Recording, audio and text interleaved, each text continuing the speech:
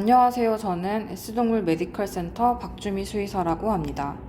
저는 오늘 반려동물의 줄기세포 치료를 어떻게, 어디에 적용할 수 있는지, 그리고 그 치료에 대한 근거와 주의점에 대해 말씀드리려고 합니다. 제 양력은 다음과 같습니다. 먼저 줄기세포는 분화가 이루어진 성체세포와는 다른 특성을 가지고 있는데 대표적인 특성으로 자기복제 능력, 다분화능이 있습니다. 여기에 적혀있는 무한대의 경우에는 줄기세포의 소스에 따라서 한정적일 수 있고 여러 다른 계통 역시 소스에 따라서 계통이 정해져 있을 수 있습니다. 줄기세포의 소스는 수정란과 같은 토티포텐트 스템셀, 배아줄기세포나 유도만능 줄기세포와 같은 플로리포텐트 스템셀, 중간엽 줄기세포와 같은 멀티포텐트 스템셀로 크게 나눌 수 있습니다. 앞서 말씀드렸던 자기복제 능력과 다분화능은 위로 올라갈수록 능력이 좋다고 할 수 있습니다. 그렇다면 줄기세포 치료를 위한 가장 좋은 소스는 무엇일까요? 줄기세포 능력이 아주 좋은 배아줄기세포나 유도만능 줄기세포가 더 좋다고 생각할 수 있지만 배아줄기세포의 경우에는 안정성과 윤리적인 문제, 유도만능 줄기세포의 경우 안정성의 측면에서 아직 풀어야 할 숙제가 많습니다.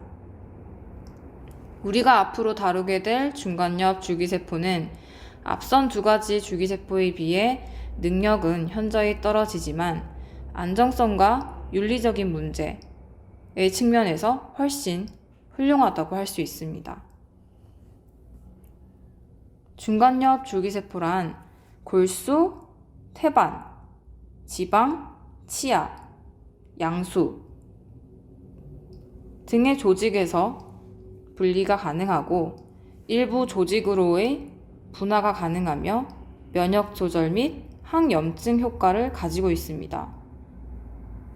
중간엽 줄기세포가 가지고 있어야 할 특징으로는 플라스틱에 잘 달라붙어서 자라는 능력, 섬유 모세포와 유사한 형태, 분화능, 특정 CD 마커를 띄어야 한다는 것입니다. 일반적으로 실험실적으로 키운 중간엽 줄기세포는 특정 CD 마커를 띄고 있어야 하고 사이토카인을 이용해서 지방, 연골, 뼈로 분화되는 것을 확인하게 됩니다. 실험실적으로 다음과 같은 면역세포와 함께 배양을 할 경우에 다양한 사이토카인이 작용을 해서 다양한 면역 조절 작용을 가지고 있다는 것을 확인할 수가 있습니다.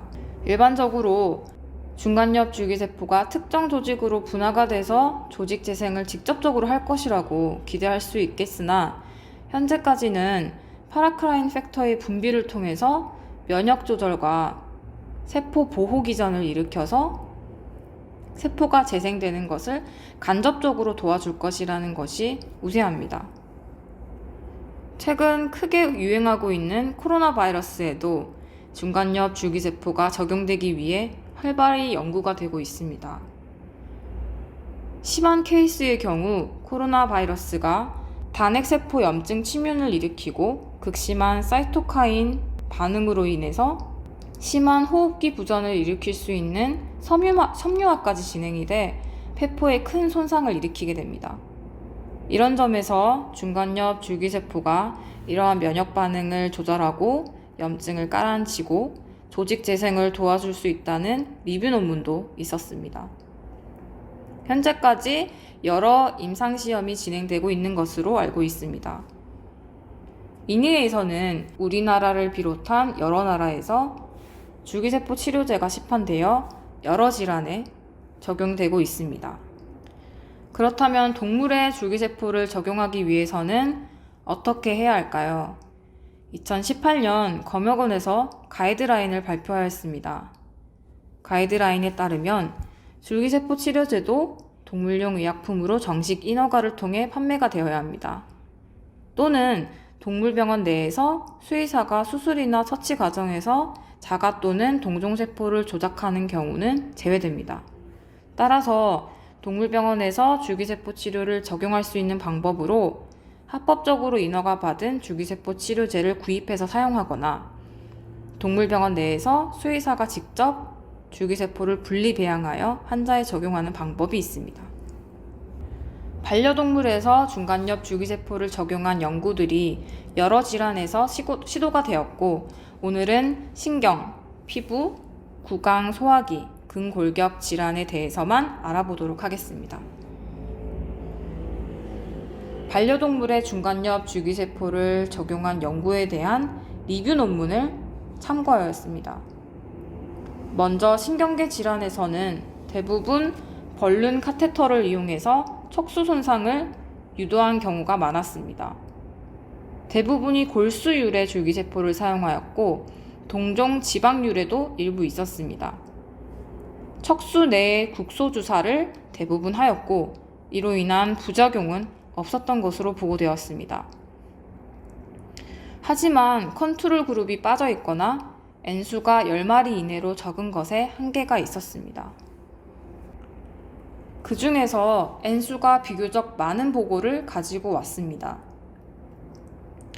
자가 골수유래 줄기세포를 이용을 했고 심한 추간판 탈출로 인해서 하지마비와 통각상실이 온 환자 82마리를 대상으로 하였습니다.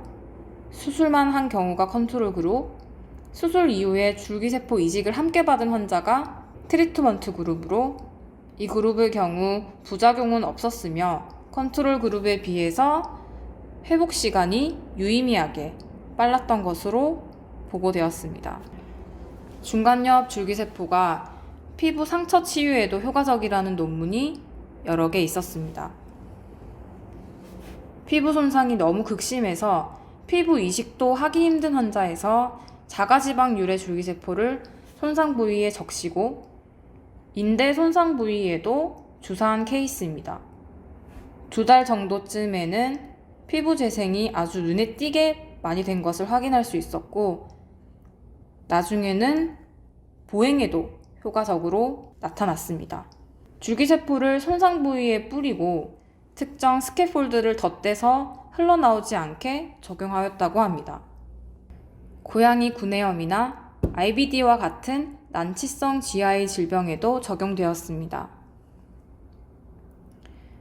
이 보고의 경우 N수가 적지만 고양이 만성 치은 구내염이 심한 환자에 적용이 되었고 전발치 후에 자가지방 유래 중간엽 줄기세포를 IV로 주사했을 때 2마리를 제외하고 5마리가 모두 호전이 되었습니다.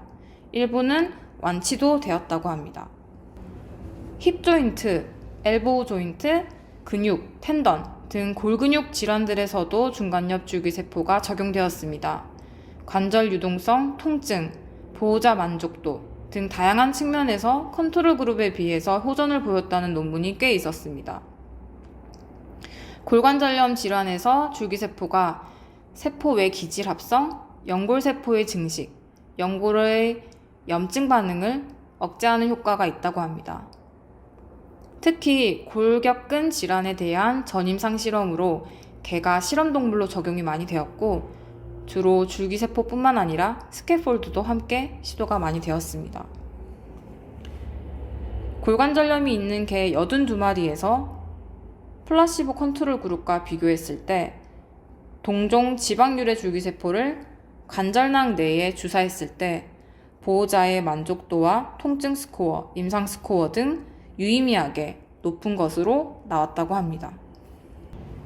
지금까지 여러 질환에서 중간엽 줄기세포를 적용한 보고를 살펴봤습니다. 대부분 효과가 있다고 했지만 일부 보고에서 N수의 부족, 그리고 기대한 것만큼의 유의성을 보이지 않았던 논문도 있었습니다. 아직까지 인위에서만큼 데이터의 축적이 이루어지지 않아 한계가 많은 것 같습니다. 이뿐만 아니라 줄기세포 치료제의 한계점은 대부분 명확한 작용 기전을 디자인하다기보다는 주변의 세포와 조직에 다양한 활성 물질을 분비하는 파라크라인 효과 등 간접 효과에 의존하는 경향이 있습니다. 체내에서 어떻게 생착되고 어떻게 분화가 되어 작용하는지 명확한 기전을 과학적으로 설명하기 어렵고, 효과 또한 즉각적이지 않아 완전한 신뢰를 얻기에는 한계가 있습니다.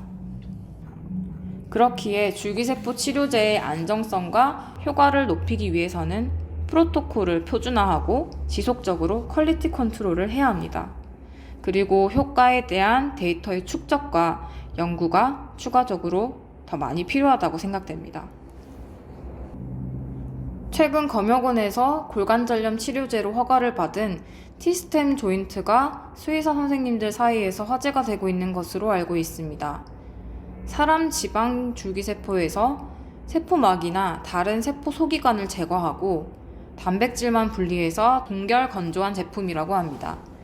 허가된 제품이기 때문에 모든 병원의 관절염 환자에서 사용 가능할 것으로 보이고, 하지만 이 제품의 경우에는 줄기세포를 직접 주입하는 것이 아니라 줄기세포의 효과를 가지고 있다고 기대되는 단백질을 주입하는 것이라는 것은 수의사 선생님들께서도 알고 계셔야 합니다. 그래서 보호자분들께도 잘 설명드려야 될 것으로 보입니다. 그리고 고양이 만성 신부전에서 줄기세포에 대한 기대가 큰 것으로 알고 있습니다. 아이리스에서도 이에 대한 짧은 리뷰가 있어서 가지고 와봤습니다. 줄기세포를 만성 신부전 환자에 적용하는 경로는 일반적인 IV 경로와 신장에 직접 주사하는 방법이 있습니다. 초음파를 가이드로 해서 신장에 주사하는 방법에 대한 보고는 딱 한 가지였고, N수도 컨트롤군 2마리를 포함한 6마리였습니다. 줄기세포의 주입으로 인한 부작용은 없었지만 GFR이나 크레아틴 수치상 호전도 거의 미미한 것으로 나왔습니다. IV 적용 또한 케이스 수가 10마리 이하로 적었고 유의적인 효과가 있다는 보고는 없었습니다. 모두 지방률의 줄기세포를 이용을 했으며, 특히 400만 개의 줄기세포를 주입한 군의 경우 구토와 호흡수 상승, 노력성 호흡과 같은 부작용이 발생했다고 합니다. 아이리스에서는 부작용으로 일시적 혈액맥의 면역 반응, IBMIR 때문에 미세혈전이 생길 수 있다는 점을 언급하였고, 아직까지 신부전에 대한 줄기세포의 효과가 확립된 것은 아니라고 하였습니다. 비교적 최근에 나온 셀 자매지에서 나온 리뷰 하나 소개해드리면서 발표를 마무리하려고 합니다. IV로 줄기세포를 적용하는 것은 가장 흔한 경로이고, 현재까지 골수율의 줄기세포의 경우 많은 데이터가 쌓여서 메타 분석상으로도 IV로 주입하는 것이 안전한 것으로 밝혀졌습니다. 하지만 골수유래가 아니라 다른 지방유래나 태반 양소와 같은 분만 시 나오는 조직유래 줄기세포는 골수유래와는 다른 프로코아귤런트 티슈 팩터를 가지고 있기 때문에 IBMIR이라고 하는 혈액맥의 염증 반응이 일시적으로 나타날 수 있다는 리뷰였습니다. 이 다른 TF로 인해서 면역적으로도 다양한 반응을 일으킬 수 있다는 논문입니다.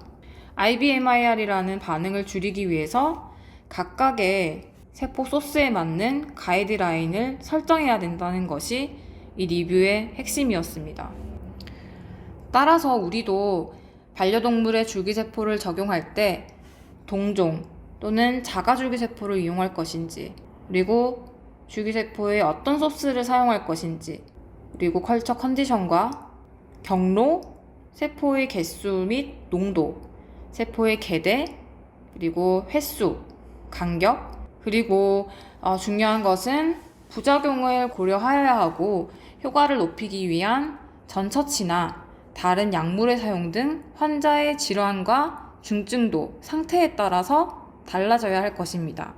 저의 발표는 여기까지입니다. 감사합니다.